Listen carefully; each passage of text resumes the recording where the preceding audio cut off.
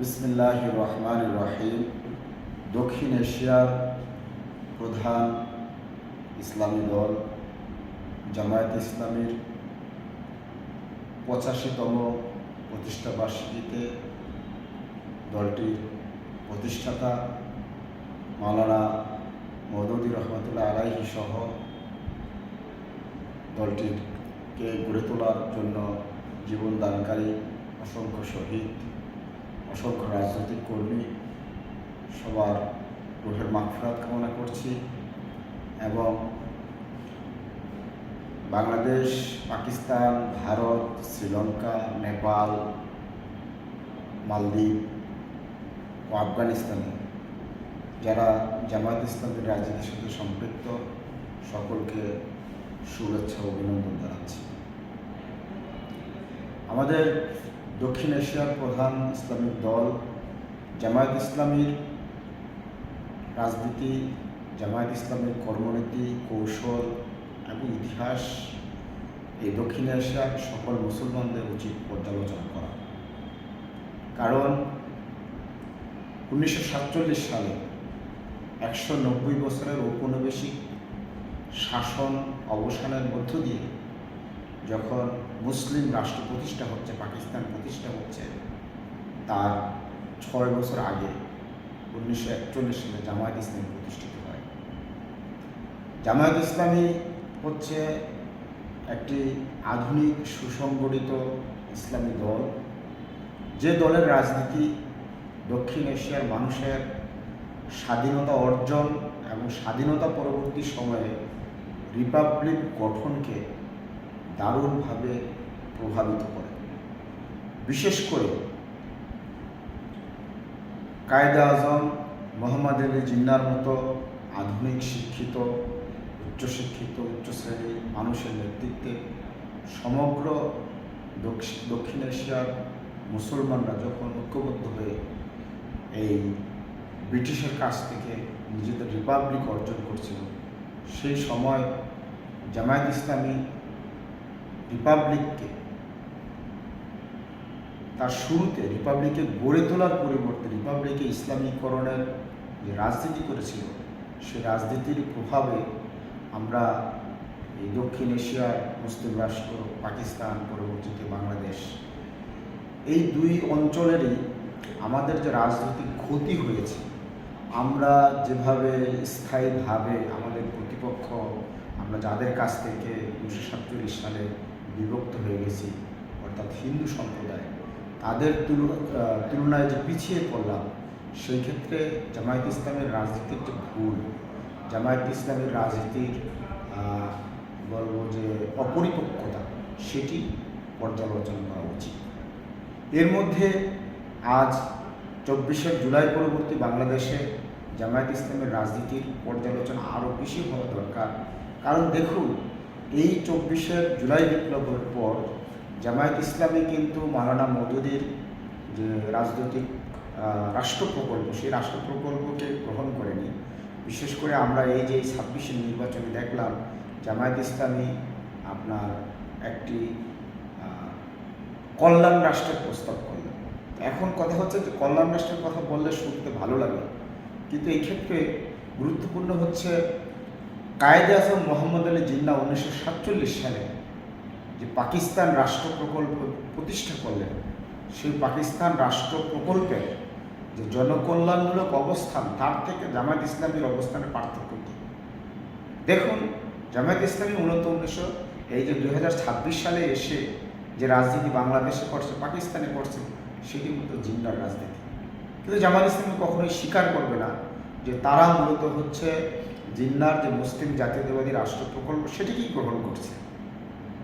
সেখানে তার থেকে কিন্তু একটি হরফ এদিক ওদিক হয় নাই, কিন্তু তারা কখনোই জিন্নাহর সঠিক রাজনৈতিক অবস্থানের স্বীকৃতি তারা দেয় না। এটা হচ্ছে জামায়াত ইসলামীর রাজনীতির সংকট। এবং জিন্নাহর মুসলিম জাতীয়তাবাদ এই কারণে গুরুত্বপূর্ণ ছিল, জিন্নাহ তো মুসলমানদের জন্য একটা মদিনা, মুসলমানদের জন্য একটা নিরাপদ রাষ্ট্র প্রতিষ্ঠার জায়গা থেকে হচ্ছে কল্যাণ রাষ্ট্রের কনসেপ্ট সামনে এনেছেন, সকলকে নিয়ে একটা ইনক্লুসিভ রাষ্ট্রের কথা বলেছেন। সেখানে জামায়াত ইসলামের যে জায়গাটা, সেই জায়গাটার একটু ডিফারেন্সটা হচ্ছে জামায়াত ইসলামী কিন্তু মুসলিম জাতীয়তাবাদ গ্রহণ করে না। জামায়াত ইসলামী 2026 সালে বাংলাদেশের নির্বাচনের আগে যে রাজনীতির কথা বলছে সেই রাজনীতিটি ছিল মূলত হচ্ছে পশ্চিমা লিবারালিজমের জুতার মাপে নিজের পা কেটে ফেলার মতো পজিশন। এটা কমপ্লিটলি লিবারালিজমের অধীনে বা আধুনিক পুঁজিতন্ত্রের অধীনে ইসলামী রাজনীতিকে খাপ খাওয়ানোর যে প্রজেক্ট, সেই প্রজেক্টের অধীনে জামায়াত ইসলামী 2026 সালে কল্যাণ রাষ্ট্রের কনসেপ্ট দিয়েছে।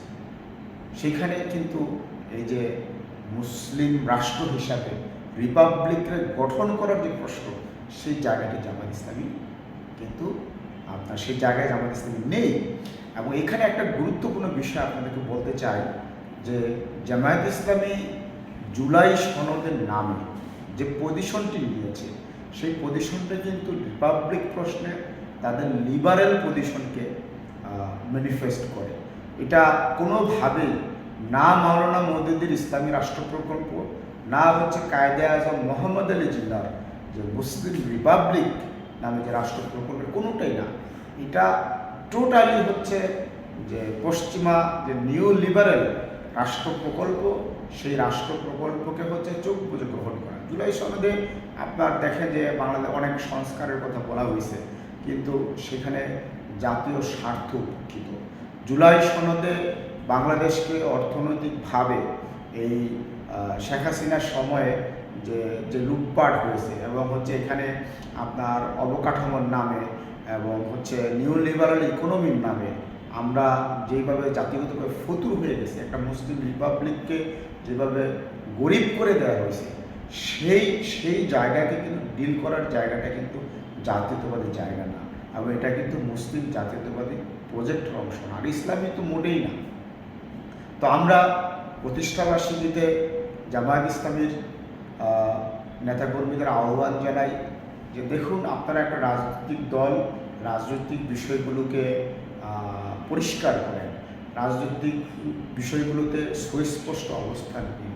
এখন দেখেন 85 সালে জামায়াত ইসলামী প্রতিষ্ঠা হয়েছে, সেই মাওলানা মওদুদির টেক্সট আপনারা ব্যবহার করতেছেন, জামায়াত ইসলামীর নাম আপনারা ব্যবহার করছেন, ব্র্যান্ড ব্যবহার করছেন, কিন্তু আপনারা কিন্তু নিজেদেরকে 41 সালের লিগ্যাসিটা আপনারা গ্রহণ করছেন না, সেটা গ্রহণ করছেন না। আবার হচ্ছে আপনারা মানে বাংলাদেশের পক্ষ থেকে জামায়াত ইসলামী, বাংলাদেশ জামায়াত ইসলামী নামে করতেছেন, সেই বিষয়গুলো আসছে, কিন্তু আপনাদের যে মানে আপনারা যে ইতিহাসকে ধারণ করেন, সেই ইতিহাসের জায়গায় আপনাদের ঘাটতিগুলো কিন্তু আসার ব্যাপার আছে।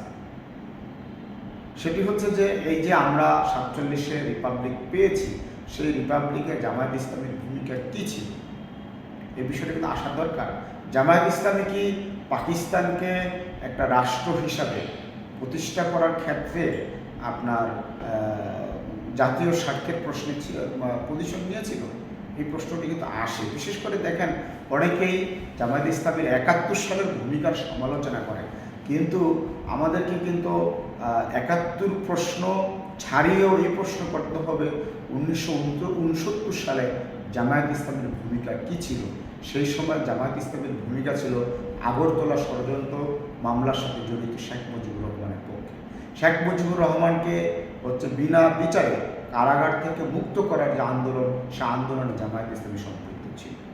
এবং আমরা দেখি যে 1975 সালে যখন বাংলাদেশে ফেসিবাদের পতন হলো, সেই ফেসিবাদ উত্তর বাংলাদেশে কিন্তু বাংলাদেশে ফেসিবাদকে পুনর্বাসন করা, বিশেষ করে হচ্ছে এই যে এরশাদের যে স্বৈরতন্ত্র, সেই স্বৈরতন্ত্রকে কিন্তু নির্বাচনের মাধ্যমে বৈধতা দেওয়া, এটা জামায়াত ইসলামী করেছে। এবং জামায়াত ইসলামী 1975-এর 15ই আগস্ট ফেসিবাদের কারণে পতিত যে রাজনৈতিক শক্তি আওয়ামী লীগ তথা বাকশাল, সেই বাকশালকে আপনার 1994 সাল থেকে রাজনৈতিক বৈধতা দিয়ে নিজেরা তাদের সাথে একটা রাজনৈতিক মৈত্রী স্থাপন করে তত্ত্বাবধায়ক সরকারের নামে আন্দোলন করে এখানে কিন্তু আমরা যে এই জুলাইয়ের 24 জুলাইয়ের যে গণহত্যার শিকার হলো বাংলাদেশ, গণহত্যাকারী যে রাজনৈতিক দল, সে আওয়ামী লীগকে পুনর্বাসনের ক্ষেত্রে জামায়াত ইসলামীর ভূমিকা রয়েছে। জামায়াত ইসলামী এইসব অতীতকে যদি পর্যালোচনা না করে। এখন দেখেন এক্ষেত্রে একটা গুরুত্বপূর্ণ দিক হচ্ছে কি, জামায়াতের যারা তথাকথিত সমালোচক তারা শুধু ৭১-এর ফ্রেমিং দিয়ে জামায়াত ইসলামীর এই দীর্ঘ ৮৫ বছরের যে ভূমিকা, সেই ভূমিকাটাকে কিন্তু তারা ঢেকে দেয়। এবং জামায়াত ইসলাম সেই সুযোগটা গ্রহণ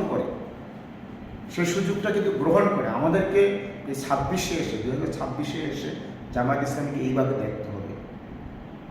বিশেষ করে বর্তমানে আপনার এই যে বাংলাদেশ, পাকিস্তান বা অন্যান্য মুসলিম দেশগুলোতে জামায়াত ইসলামী অ্যাজ এ রাজনৈতিক দল কী ভূমিকা রাখছে, জাতীয় স্বার্থে জামায়াত ইসলামের ভূমিকা কী, বিশেষ করে সাম্রাজ্যবাদ মোকাবিলার প্রশ্ন, সম্প্রসারণবাদ মোকাবিলার প্রশ্ন, পুঁজিবাদী শোষণ নিপীড়ন মোকাবিলার প্রশ্নে তাদের কর্মসূচি কী, তাদের অবস্থান কী, দেখবেন আমরা তাদের কোনো ভূমিকা কোথাও দেখি না, কোথাও কিন্তু দেখি না।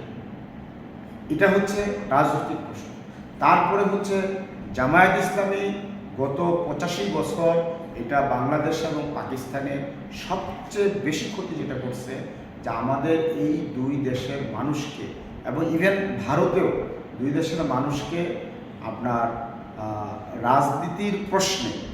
রাজনীতির প্রশ্নে তারা ইসলামকে এমনভাবে ব্যবহার করছে যে আমরা আমাদের সকল ঐতিহ্য, আমাদের সকল সাংস্কৃতিক লিগাসি সব কিছু ভুলে গেছি।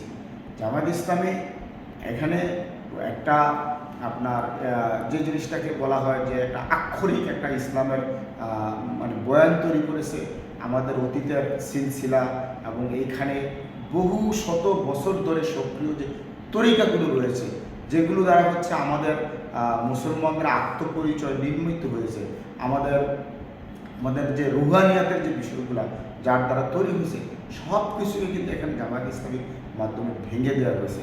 বিশেষ করে এই হানাফি মাযহাব অধ্যুষিত এই ভারতীয় উপমহাদেশে জামায়াত ইসলামীর মাধ্যমে যেভাবে সালাফিজম ছড়িয়েছে, যেভাবে আমরা ইসলামিক মডার্নিটির যে কনসেপ্ট এখানে মানে বিস্তৃত হয়েছে, এর মধ্য দিয়ে মুসলমানদের সংহতি, মুসলমানদের তহজিব তমদ্দুন যেভাবে ক্ষতিগ্রস্ত হয়েছে, আমরা যেভাবে বিভক্ত হয়ে গেছি, সেই জায়গা থেকে জামায়াত ইসলামের ভূমিকার পর্যালোচনা করা প্রয়োজন।